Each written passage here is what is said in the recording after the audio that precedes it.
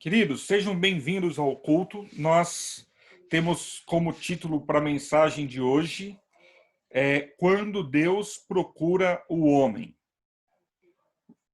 Nós, com certeza, já pensamos, Deus não precisa nunca procurar o homem, porque Deus sempre sabe aonde o homem está. O nosso texto base para essa mensagem é o livro de Gênesis. E eu convido você a abrir a sua Bíblia comigo, Gênesis capítulo 3.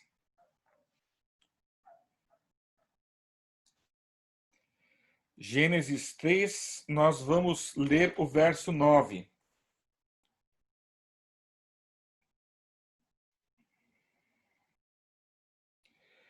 E chamou o Senhor Deus ao homem e lhe perguntou: Onde estás? Você conhece essa história bíblica?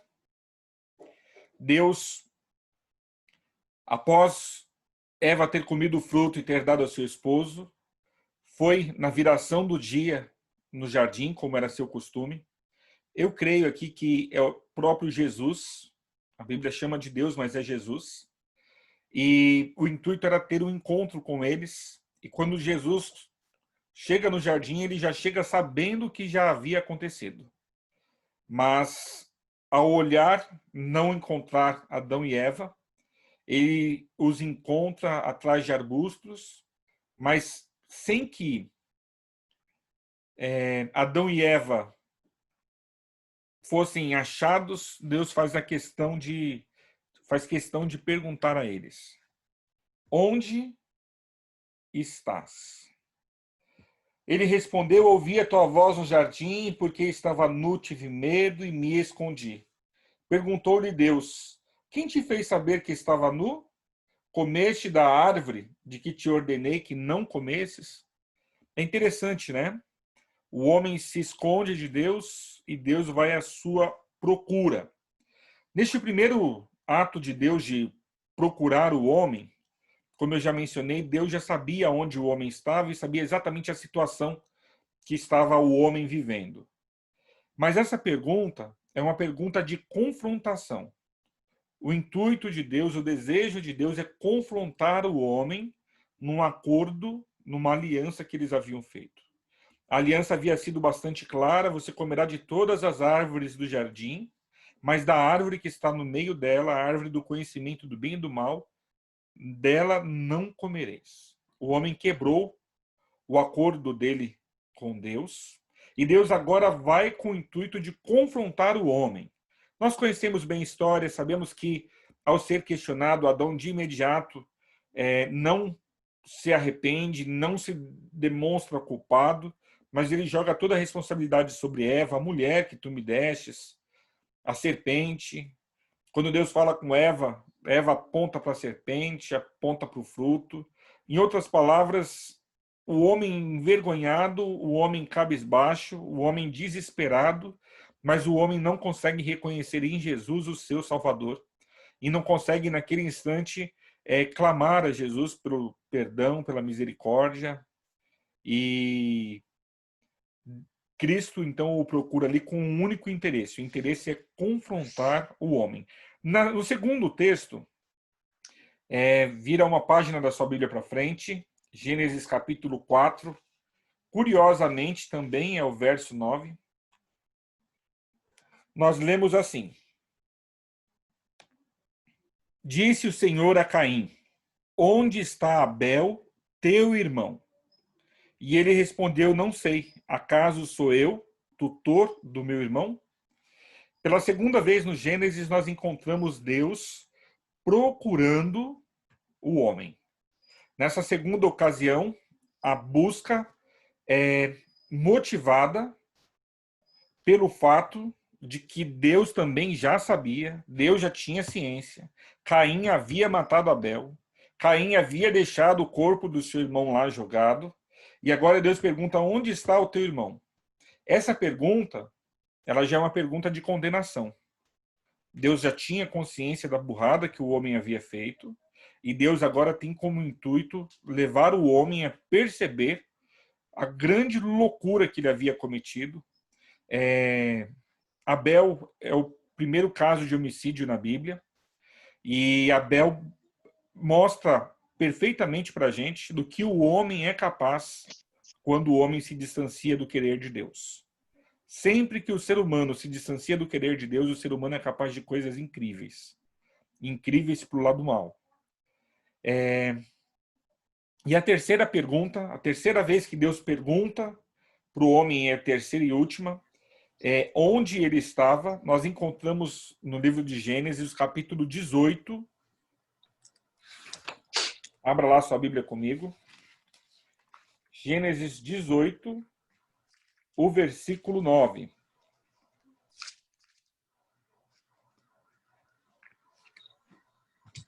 Se você olhar lá no início do capítulo 18, na minha versão diz assim: o Senhor e 2 anjos aparecem a Abraão. Eu não sei como que está na sua versão bíblica, eu não sei como que aparece para você, mas a Bíblia está nos contando aqui o relato de quando Jesus, olha só, o Senhor aqui é Jesus novamente. É interessante que sempre que a Bíblia diz que Deus veio à Terra, a Bíblia está falando de Jesus. Lá no verso 9, então lhe perguntaram. Quem perguntou? O Senhor e os anjos juntamente com o Senhor. Sara, tua mulher, onde está? E ele respondeu: está aí na tenda.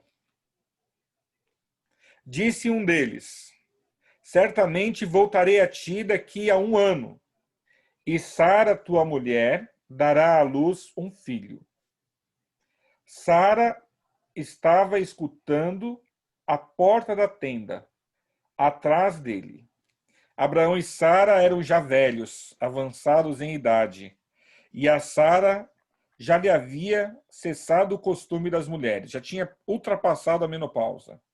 Riu-se, pois, Sara no seu íntimo, dizendo consigo mesma: depois de velha, e velho também o meu senhor, meu esposo, terei ainda prazer? Disse o Senhor a Abraão: porque se riu Sara, dizendo: será verdade que darei ainda à luz, sendo velha? Acaso para o Senhor a coisa demasiadamente difícil? Daqui a 1 ano, neste mesmo tempo, voltarei a ti, e Sara terá um filho. Então Sara, receosa, o negou, dizendo: não me ri. Ele, porém, disse: não é assim, é certo que riste. Você percebe, querido, Deus procurando o homem lá no jardim, Deus procurando Abel, agora já morto, e Deus procurando Sara quando estava renovando, fazendo uma nova aliança com Abraão. Dessa terceira vez, Deus sabia exatamente onde estava Sara. É interessante, né? É complexo isso, porque Deus é onisciente, onipotente e onipresente. Deus, quando pergunta as 3 vezes, ele já sabe a resposta. As 3 vezes, quando Deus questiona, Deus já sabe como resolver o caso. Só que dessa terceira vez, a pergunta é diferente. Ela não é uma pergunta de confrontação e ela também não é uma pergunta de condenação. Essa terceira pergunta é uma pergunta de salvação. É uma pergunta de provisão. Com esta pergunta, Deus está declarando que já havia planejado tudo. Você se lembra de Gênesis 12? Quando Deus chama Abraão para que saia da terra onde ele habitava com a sua família. Eu te levarei para uma terra especial, longe daqui, e em ti serão benditas todas as famílias da terra. Dessa terceira vez, quando Deus pergunta no Gênesis aonde está o homem, na verdade Deus está planejando toda a salvação para o homem. Deus levantou Abraão, Deus levantou a Sara, e Deus fez deles os pais de uma grande nação. E neles, hoje, são abençoadas todas as famílias da terra, inclusive as nossas. Porque se nós temos um Salvador, esse Salvador também vem da linhagem de quem? Vem da linhagem de Abraão. O nosso Salvador, ele vem da linhagem de Abraão. E Deus aqui está apresentando uma pergunta de salvação, uma pergunta de provisão. Como que era essa questão toda?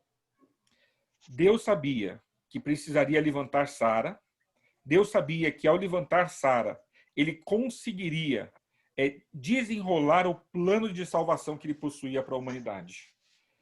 Cristo é apresentado no Novo Testamento como o Cordeiro que tira o Cordeiro de Deus que tira o pecado do mundo, não é isso mesmo? Só que é interessante que Cristo também é apresentado como aquele que o Cordeiro de Deus que foi sacrificado desde quando? Desde a fundação do mundo, não é isso mesmo? O plano, queridos, já estava todo traçado. Absolutamente nada disto foi novidade para Deus. E é interessante a gente pensar que absolutamente nada do que acontece conosco é novidade para Deus. Nada do que acontece no mundo é novidade para Deus. E aí você se questiona, meu Deus, como que Deus já sabia que eu passaria por tudo isso e ainda assim permitiu? Como que Deus já tinha consciência que o mundo viraria o caos que o mundo é e ainda assim permitiu? Por que que Deus não parou tudo lá no começo? Por que que Deus, de repente, não matou a Lúcifer e o assunto estaria resolvido? Por que Deus não colocou um ponto final na história de Adão, na história de Eva, lá no jardim, para que não houvesse o sofrimento que nós presenciamos no mundo? Por que Deus foi tão passivo? Por que Deus foi tão tolerante com tantas coisas ruins acontecendo ao seu redor e assim permitindo que o mundo virasse o caos que o mundo virou hoje? Olhe por um instante ao seu redor. Não sei se você está numa sala, alguns estou vendo, né? Se você está num quarto, olhe ao seu redor. Quanta coisa ruim, quanta coisa errada já ao seu redor. E olha que você está dentro da sua casa. Olhe para si mesmo, olhe para o seu corpo. Eu garanto, eu não sou profeta nem filho de profeta, mas vai ser difícil alguém aqui que vai dizer assim, eu tenho plena saúde, não tem nada errado com o meu corpo. Não acredito que nós tenhamos pessoas assim, nem mesmo um bebezinho. Tinha um bebezinho agora participando do culto, que estava fazendo o quê? Vocês lembram? Chorando. Estava chorando. Por que que o bebê estava chorando? Eu imagino que ele tivesse com cólica. Nós nascemos neste mundo já sofrendo. Aonde estava Deus quando permitiu tudo isso? Por que tanta permissividade por parte de Deus? Qual era o propósito? Qual era o intuito? Queridos, isso é algo difícil de se entender. Mas quando nós entendemos, nós passamos a aceitar. Porque não tem como aceitar algo que a gente não compreenda também. Nós sabemos que toda essa história de grande conflito não é um conflito nosso. É um conflito eterno. E se não surgisse em Lúcifer o princípio deste mal, talvez teria surgido em um outro ser celestial. Então isso é algo difícil da gente compreender, né? Como que dá para entender que um Deus tão amoroso, um Deus tão poderoso, cria um anjo perfeito, e de repente é encontrado orgulho, é encontrado ódio no coração desse anjo, e o universo vira o caos que o universo virou. Às vezes, talvez você até tenha a tentação de pensar assim, quer saber, eu acho que na verdade Deus não existe, eu acho que tudo isso que a gente aprende é uma história para nos conformar de alguma forma. Eu sei que às vezes alguns de nós pensamos assim, mas eu quero dizer para você, sem medo de errar, que quando nós assim pensamos, nós estamos sendo vítimas deste processo de conflito. Não é este o propósito de Deus.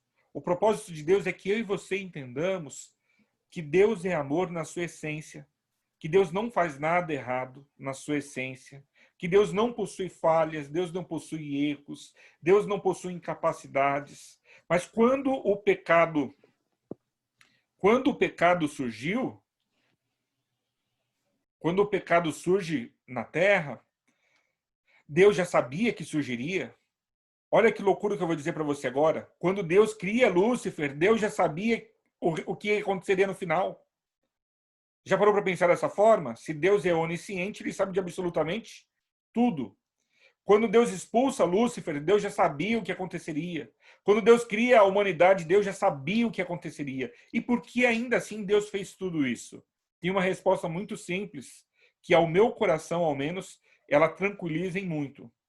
Deus sabia que o seu caráter, o seu amor levantaria dúvida nas suas criaturas.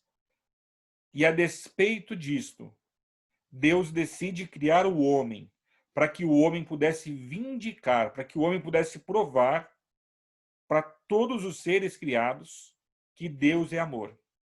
Aí você fala assim, mas espera aí, pastor, você está me dizendo que é em nós, que Deus está provando para todo o universo que Ele é amor? Olha para a África, veja aquelas crianças morrendo de fome. Olha para essas catástrofes naturais acontecendo no mundo todo. Olha a gente morrendo queimada pelo sol. Olha a gente morrendo nessas enchentes. Olha a gente morrendo nesses furacões. Como coadunar a informação de que Deus é amor, mesmo com o mundo vivendo o caos que o mundo vive? Olha para o ser humano. Veja a capacidade de corrupção do homem. Olha para o Rio de Janeiro. Olha aquele governador do estado do Rio de Janeiro que, em meio a uma pandemia, pessoas doentes, ele teve a cara de pau de estar desviando dinheiro, não ter construído sequer um dos hospitais, acho que 2 ficaram prontos, né? Dos que ele havia planejado. Aí nós perguntamos assim, aonde vai parar tudo isso? Eu sei a resposta para essa pergunta e é essa resposta que eu quero partilhar com você nessa ocasião. Deus está vindicando o seu caráter. Após nós humanos sermos salvos, nunca mais na história do universo haverá outra rebelião contra Deus. E sabe como que eu posso dizer isso para vocês? Porque o próprio Deus morreu para nos salvar. E com isso ele não está salvando só a raça humana. Com a morte de Cristo na cruz do Calvário, estão sendo salvos todos os seres criados por Deus, todos os mundos existentes no universo. E nunca mais, como diz Naum, capítulo 1, verso 9, nunca mais o mal se levantará por 2 vezes. Com isso, Deus coloca um ponto final na história de dor e sofrimento. E aí você me pergunta, e eu nessa história, pastor? E eu lhe respondo, você na história, eu nessa história, nós estamos apenas servindo para vindicarmos o caráter de Deus. E aí eu pergunto, você crê que Deus é amor? Você crê que realmente Ele se importa com você? Você crê que realmente Ele tem um plano de salvação para a sua vida? Vivendo uma vida em conformidade com o querer dEle, vivendo uma vida em obediência ao querer dEle, você está provando para o universo, mesmo sem você ter essa demonstração clara do amor de Deus, você está demonstrando para o universo, que não vive o que nós vivemos, que sim, compensa ser fiel a Deus. Porque a essência de Deus é amor. E quando Cristo voltar a essa terra, queridos, Ele não vai colocar um ponto final na história de dor e sofrimento da humanidade. Ele vai colocar um ponto final na história de dor e sofrimento de todo o universo. Eu não sei se você consegue compreender isso. Um exemplo para isso, um exemplo talvez, não sei se muito apropriado. Nós temos aí uma pandemia e as pessoas estão numa corrida, os cientistas estão numa corrida, preparando vacinas para um vírus que até então era desconhecido.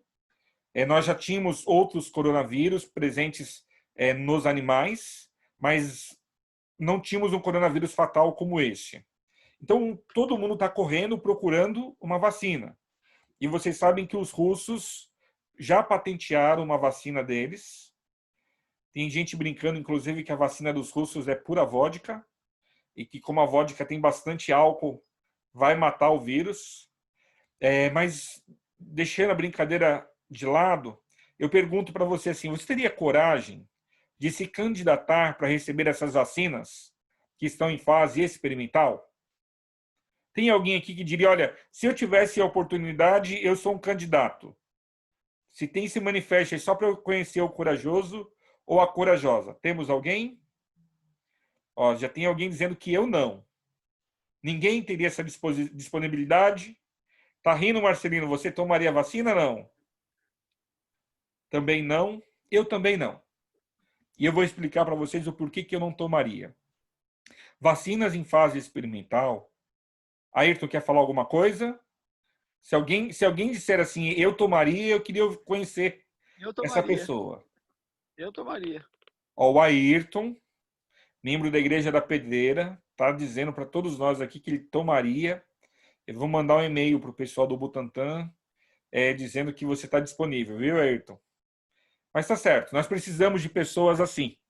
É, eu não tomaria. Eu vou dizer por que eu não tomaria. Essas vacinas ainda em fase experimental, elas não são seguras. Elas podem desencadear uma série de problemas. As consequências de uma vacina assim não são...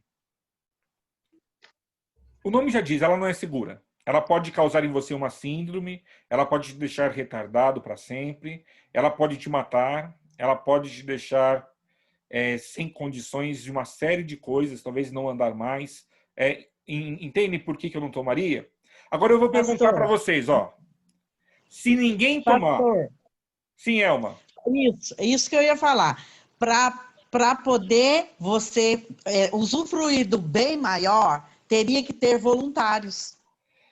Perfeito, Elma. Esse é o exemplo que eu estou tentando dar para explicar para vocês como Deus está resolvendo o Verdade. problema do pecado no universo todo. Vocês já pegaram a ideia? Verdade. É exatamente isso. Sim. Se não tiver nenhum corajoso feito o Ayrton, dizendo assim, olha, eu aceito tomar vacina, como é que essa vacina vai ficar aprovada e pronta e segura para que eu e você tomemos? Vocês entenderam?